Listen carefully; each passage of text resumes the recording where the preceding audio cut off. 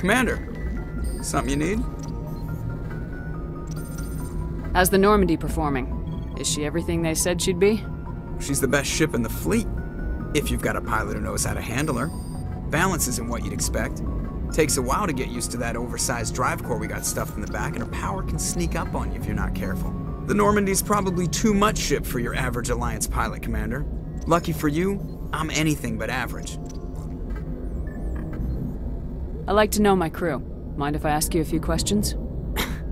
I can see where this is going. You did a background check on me, didn't you? Well, I'll tell you the same thing I told the captain. You want me as your pilot. I'm not good. I'm not even great. I am the best damn helmsman in the Alliance fleet. Top of my class in flight school, I earned that. All those commendations in my file, I earned every single one. Those weren't given to me as charity for my disease. What are you talking about? Are you sick? You mean you didn't know? Oh, crap. Okay, I've got Vrolik's syndrome, brittle bone disease. The bones in my legs never develop properly. They're basically hollow, too much force and they'll shatter. Even with crutches and my leg braces, it's hard to get around. One wrong step and crack! It's very dramatic. But I've learned to manage my condition, Commander. Put the Normandy in my hands and I'll make her dance for you. Just don't ask me to get up and dance unless, you like the sound of snapping shin bones. I need to know more about this Vrolik's syndrome if I'm putting my ship in your hands. Yeah, of course you do. It's an extremely rare condition. Nobody knows exactly what causes it. Genetic, maybe. It's treatable, but there's no cure. They classify my case as moderate to severe. I was born with over a dozen fractures, hip, thighs, ankles. My bones were already breaking in the womb. 100 years ago, I wouldn't have survived past my first year. Lucky for me, modern medical science has turned me into a productive member of society. You're not gonna break a bone trying to fly the ship, are you? I don't fly with my feet, Commander, so I'm fine as long as I'm in this chair. I gotta be real careful when I get up to take a piss, though. I can do my job as well as anyone on the ship. Better, actually. So don't worry about it. I'm not trying to make you uncomfortable. Let's talk about something else. Whatever you want, Commander. Why does everyone call you Joker? It's a lot shorter than saying Alliance Flight Lieutenant Jeff Moreau. Plus, I love to make little children laugh. You're dodging the question. Look, I didn't pick the name. One of the instructors in flight school used to bug me about never smiling. She started calling me Joker, and it stuck. Why didn't you ever smile? Hey, I worked my ass off in flight school, Commander. The world's not gonna hand you anything if you go around grinning like an idiot. By the end of the year, I was the best pilot in the academy, even better than the instructors, and everybody knew it. They'd all got their asses kicked by the sickly kid with the creaky little legs. One guess who was smiling at graduation. How'd you end up joining the Alliance? Look, if you're looking for an inspirational tale of the crippled kid overcoming impossible odds, you're gonna be disappointed. My mother was a civilian contractor working for the Alliance. I basically grew up on the Arcturus station back when they were building up the fleets. Spend all that time around Alliance ships, there's a good chance you'll end up going to the Academy. I have to go.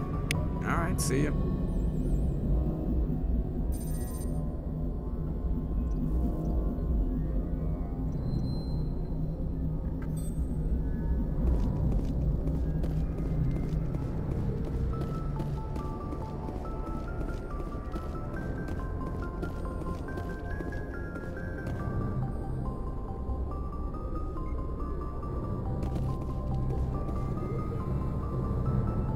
If anyone has to take over for Captain Anderson, I'm glad it's you.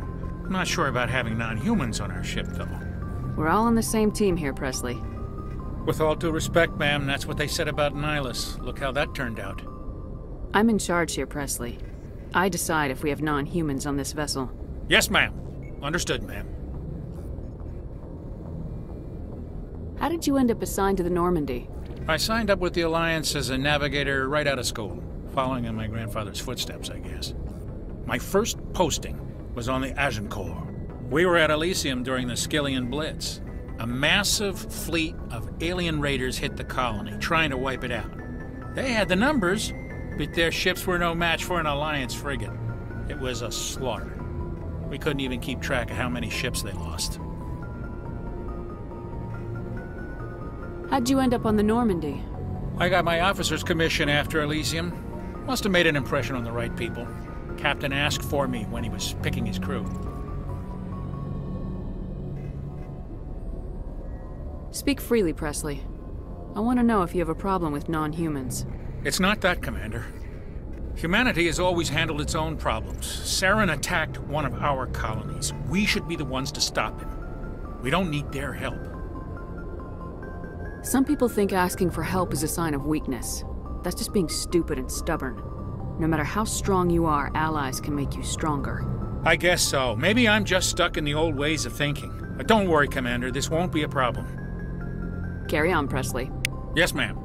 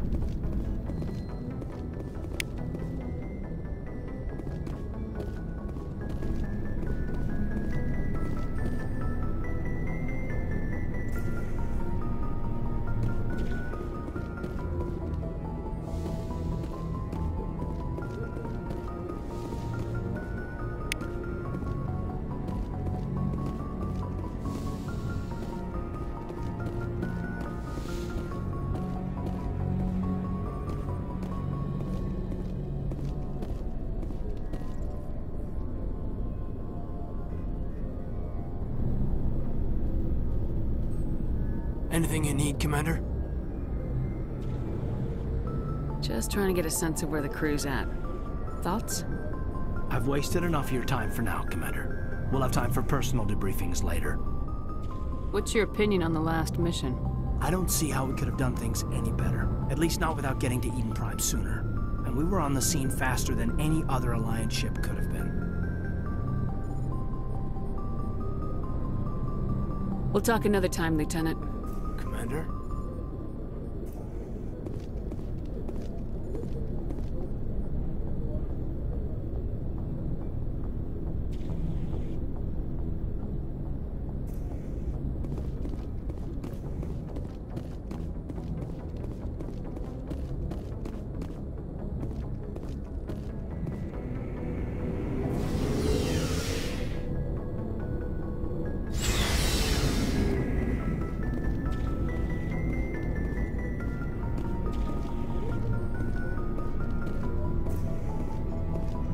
Thanks for bringing me on board, Commander. I knew working with the Spectre would be better than life at CSEC. Have you worked with the Spectre before? Well, no, but I know what they're like. Spectres make their own rules. You're free to handle things your way. At CSEC, you're buried by rules. The damn bureaucrats are always on your back. Being a Spectre does have its advantages. Exactly my point. If I'm trying to take down a suspect, it shouldn't matter how I do it, as long as I do it. But CSEC wants it done their way. Protocol and procedure come first. That's why I left. So you just quit because you didn't like the way they do things? There's more to it than that. It didn't start out bad, but as I rose in ranks, I got saddled with more and more red tape. CSEC's handling of Saren was typical. I just couldn't take it anymore. I hate leaving. I hope you made the right choice. I'd hate for you to regret it later. Well, that's sort of why I teamed up with you. It's a chance for me to get off the Citadel, see how things are done outside CSEC. Either way, I plan to make the most of this. And without CSEC headquarters looking over my shoulder, well, maybe I can get the job done my way for a change. As long as you do your job well, you're free to go about your business as you see fit. Thank you, Commander.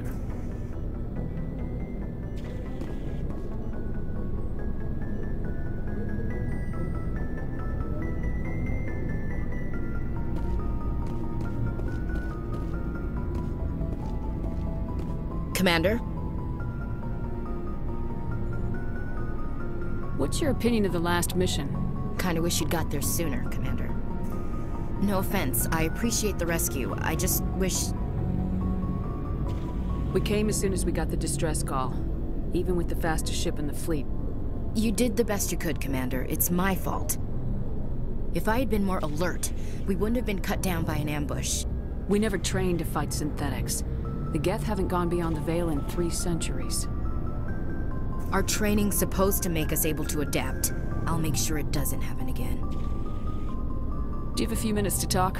One-on-one? I'm sorry, Commander. I need to get my duty squared away. I wouldn't mind talking more later, though. Dismissed, Chief. Ma'am.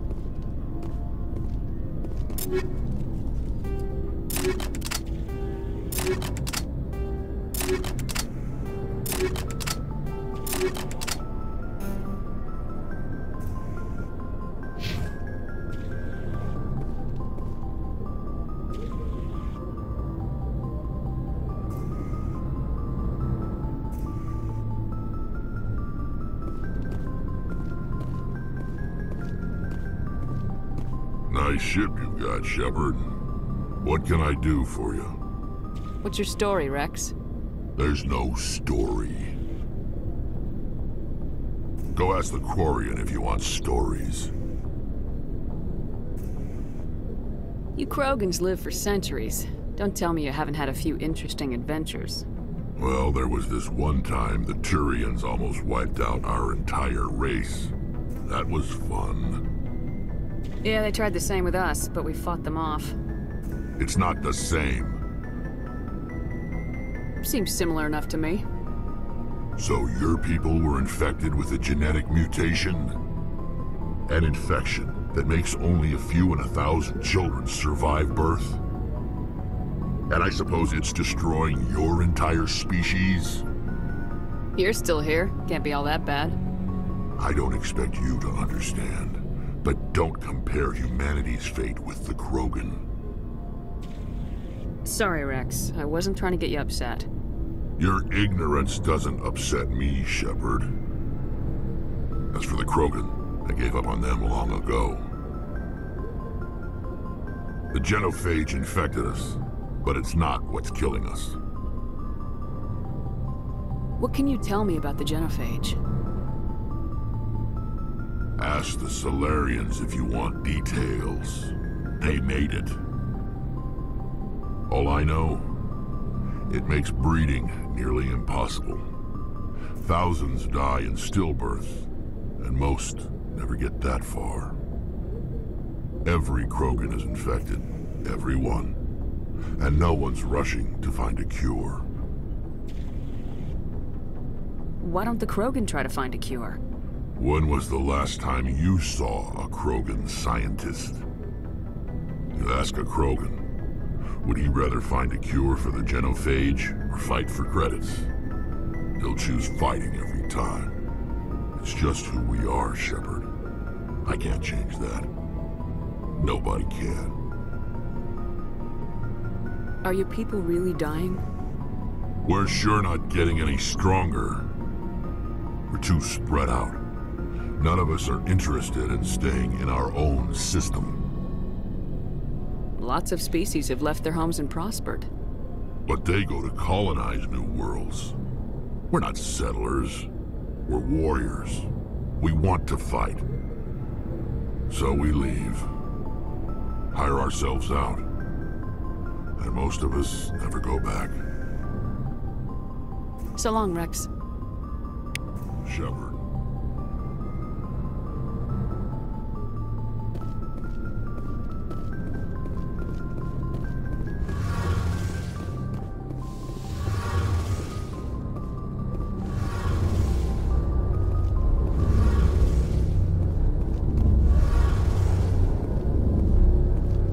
Your ship's amazing, Shepard.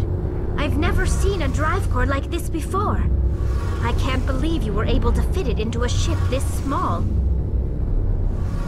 I'm starting to understand why you humans have been so successful.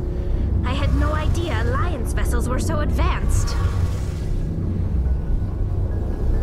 The Normandy's a prototype, cutting-edge technology. A month ago, I was patching a makeshift fuel line into a converted tug ship in the flotilla. Now, I'm sitting on board one of the most advanced vessels in Citadel space. I have to thank you again for bringing me along. Traveling on a vessel like this is a dream come true for me. I had no idea you found ship technology so interesting. It comes with being a Quarian. The migrant fleet is the key to the survival of my people. Ships are our most valuable resource. But we don't have anything like this. We make do with cast-offs and second-hand equipment. We just try to keep them running for as long as we can. Some of the fleet's larger vessels date all the way back to our original flight from the Geth. I can't believe your fleet's still using ships that are 3 centuries old. They're constantly being repaired, modified, and refitted. They aren't pretty, but they work. Mostly. We've tried to make ourselves as independent as possible on the flotilla, grow our own food, mine, and process our own fuel. But some things we just can't make on our own.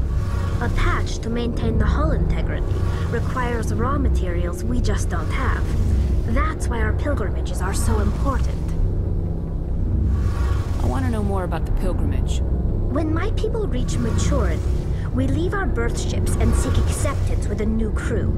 It's necessary to maintain genetic diversity among the fleet. But no ship wants to accept someone who will be a burden on them. So, to prove our worth, we embark on a pilgrimage. We set out alone, leaving the flotilla and our families behind us. We only return once we have found something of value we can bring back to the fleet. This is presented as a gift to the captain of the respective ship we wish to join. If the gift is accepted, we are welcomed into the crew. Can a captain choose to reject the gift? That doesn't happen often. Most captains are eager to increase the size of their crew. It increases their own standing in our society. Even when a gift is not particularly valuable, the captain usually accepts it out of a sense of tradition. However, there is a stigma to presenting a substandard gift. It's not the best way to make a good impression on a new community. Most pilgrims don't return until they find something worthwhile.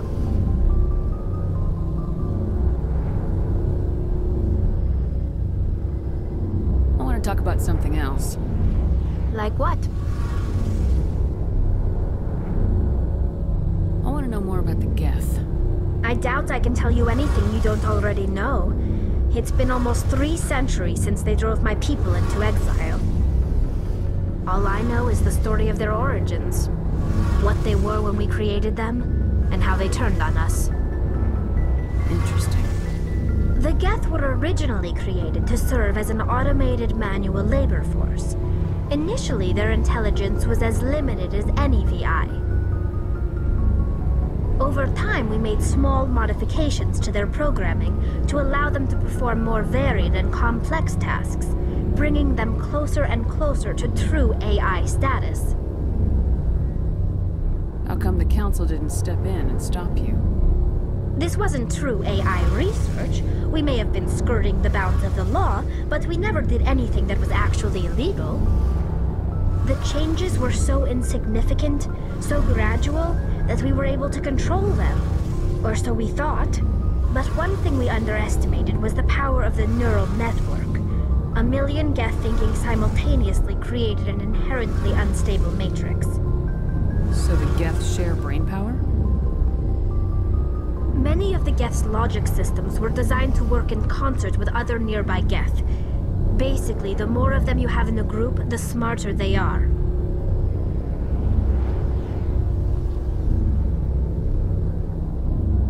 What made them rebel? As we built more and more Geth, their effective intelligence became more sophisticated, more abstract. One day, a Geth began to ask its Quarian overseer questions about the nature of its existence.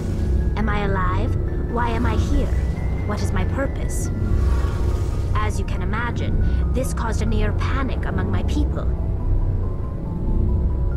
What did you do? It was inevitable the newly sentient Geth would rebel against their situation. We knew they would rise up against us, so we acted first. A general order went out across all Quarian-controlled systems to permanently deactivate all Geth. The Geth responded to this order violently.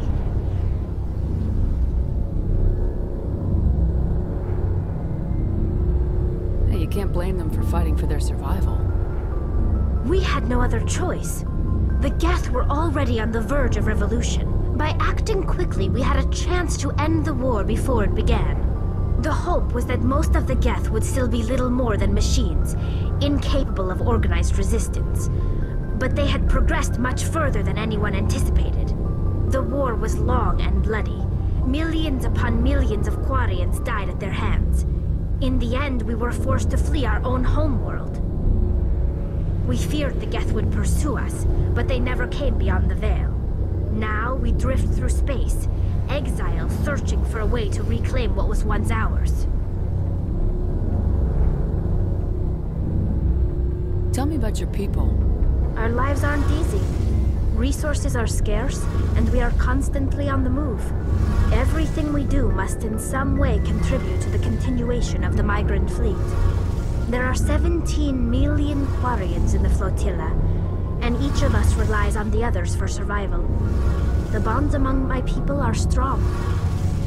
Unfortunately, we have had to surrender many of the freedoms and civil liberties other species take for granted. What kind of freedoms? Well, it's illegal for parents to have more than one child. If our population grows too much, it would strain our resources to their breaking point. Of course, we also can't allow our numbers to become too few. If our population is in decline, the rule against single births is temporarily repealed. In extreme cases of population decline, incentives are even offered to encourage multiple births, though the Conclave hasn't had to take such measures in nearly a century. That's your government. The Conclave is our civilian branch of government. Each ship can elect a representative to serve on the Conclave and make decisions that affect the fleet as a whole. On matters that affect an individual ship, however, the captain has the final say. It's a tradition that dates back to the early days, when the fleet was governed by martial law. Fortunately, most captains nowadays are smart enough to have an elected council from their crew to give them advice and guidance. So the ultimate power rests with elected officials? In practice, the Conclave and the respective council for each ship tend to set the rules that govern our daily lives. But in theory, we are still under military jurisdiction. The 5 top-ranking military officials in the fleet serve on the Admiralty Board. These 5 have the power to overrule any decision by the Conclave in case of emergency. To do so requires unanimous agreement among the Admiralty, and they can only do this once. After that, the entire board must resign their posts. It's a safeguard that served us well. In nearly 3 centuries, the Admiralty Board has only overruled the Conclave 4 times.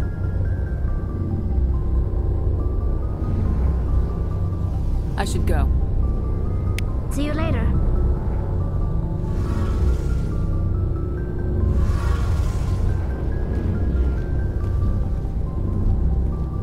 Hey, Commander, you know that Quarian, Tally? She's been spending all her time down here asking me about our engines. I'll tell her to leave you alone. What? No, she's amazing. I wish my guys were half as smart as she is. Give her a month on board and she'll know more about our engines than I do. She's got a real knack for technology, that one. I can see why you wanted her to come along. I figured she'd be a real asset to the team. You got an eye for Tally, Commander, but I'm guessing that's not why you came down here. Fill me in on the IES stealth system. How does it work exactly? You can't hide a ship out in space. They emit too much heat and radiation. Too easy for sensors to pick them up, unless you find a way to capture those emissions. So our stealth systems trap the energy we give off in storage sinks built into the ship itself. No emissions to give away our location. Eventually the sinks have to be vented. More than a few hours silent running and they overheat. Cook us inside our own hull. There's no way for anyone to detect us? A visual scan can still pick us up. Anyone looking out a window can see us plain as day. But you have to be pretty close to get an actual visual out in space. Most vessels rely on scanners. As long as the stealth systems are engaged, they can't see us. Not unless we accelerate to FTL speeds. Why doesn't it work with faster-than-light travel? Cranking up to FTL blue shifts our emissions, pushes them into frequencies too high to capture in the sinks. As soon as we make the jump, it's like setting off a flare. Sensors can pick up our location whenever we enter or exit FTL flight, but for short-range missions, our stealth systems are amazing, and we've got the only one.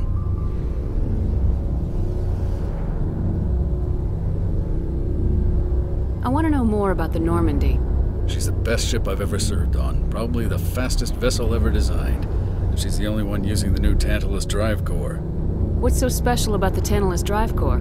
Proportionally, it's about twice the size of any other vessel. Not only are we faster, but we can run at FTL speeds longer before we have to discharge the core.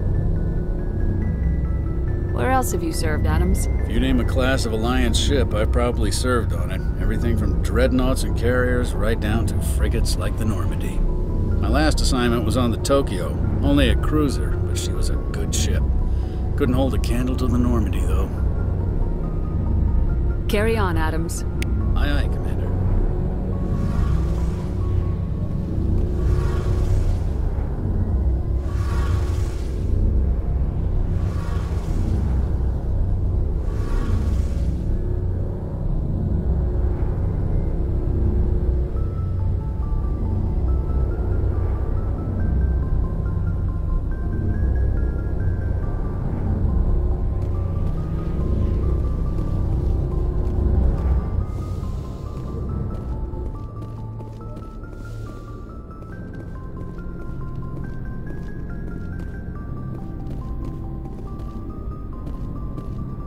Looking for supplies? Let's see what you got. You bet, Commander.